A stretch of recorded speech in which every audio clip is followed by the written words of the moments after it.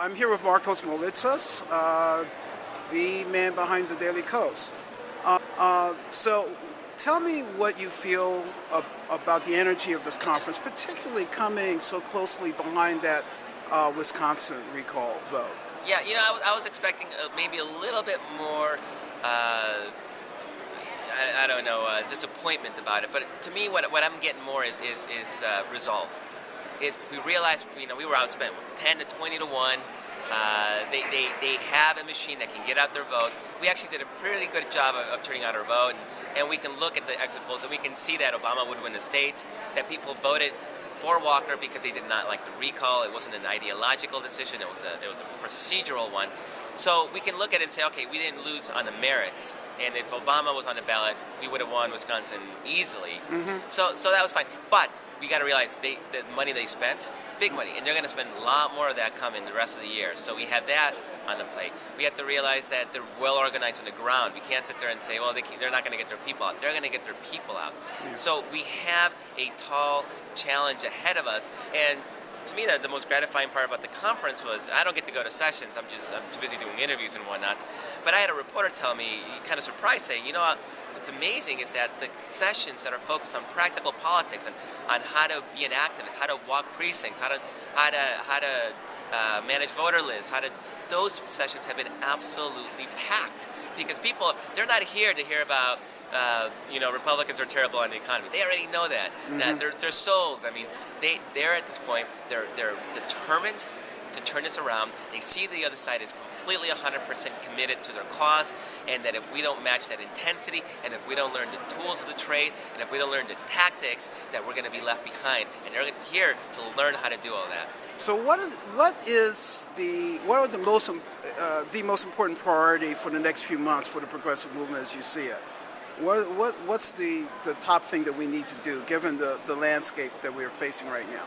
Yeah, I mean, the next few months it's all about organizing. I mean, people want to kind of chill in the summer and then pick it up after Labor Day.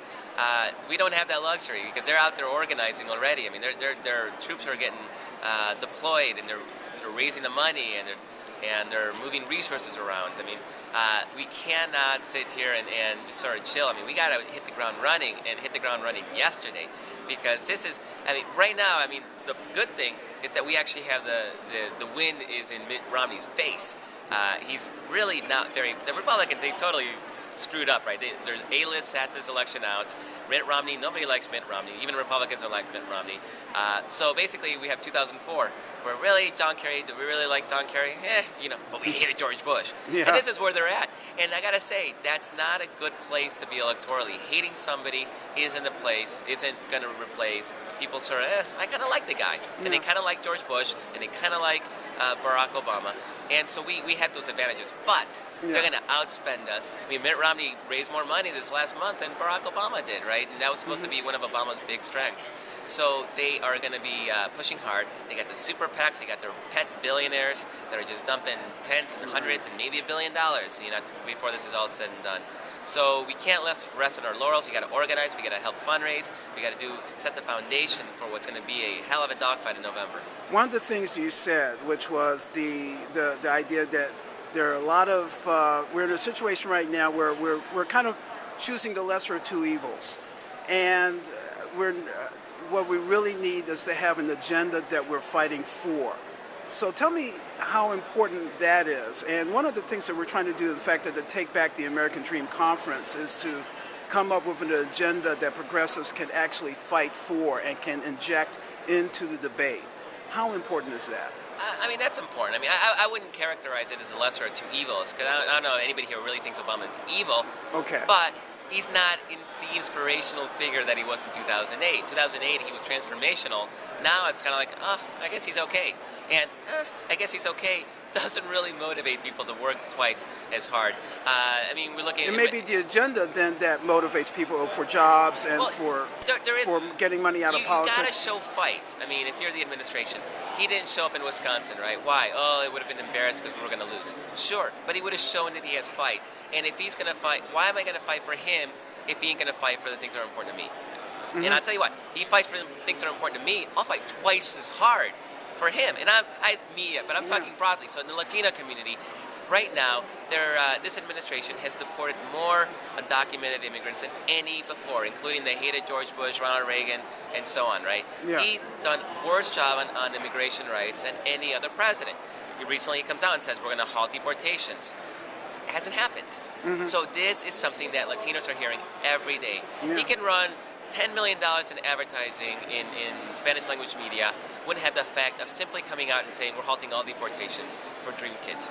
So the key issue that I'm hearing, though, is that progressives have to become a movement that that has to be reckoned with, that has to be dealt with, that cannot be dismissed. I gotta say, the LGBT movement has really taught everybody how it's done.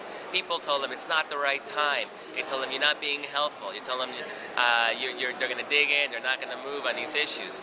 They didn't stop, and they didn't stop when he gave them Don't Ask, Don't Tell. He didn't stop when he allowed the benefits for domestic partners at the federal level.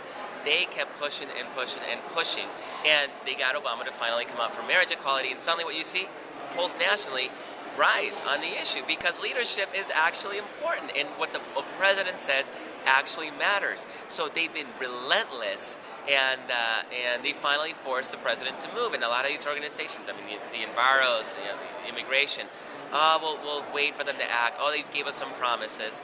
Oh, they said, maybe next year we'll do this. You know what?